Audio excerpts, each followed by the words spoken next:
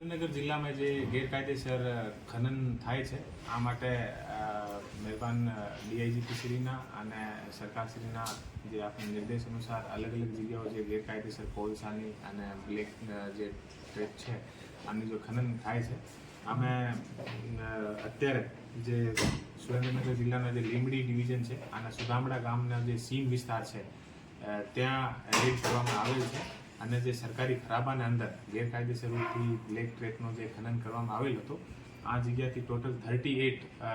Dumper ગાડી અને total 14 જે એક્સકેવેટર જે છે એ પોલીસ અને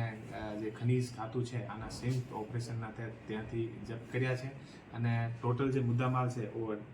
લગભગ 18 કરોડનો જે મુદ્દામાલ છે અત્યારે જપ્ત કરવામાં આવેલ છે અને આના ઉપર આગળની કાર્યવાહી જે છે અત્યારે ચાલુ છે. વિશેષ કોઈ આરોપી ઝડપાયા છે? આમે જે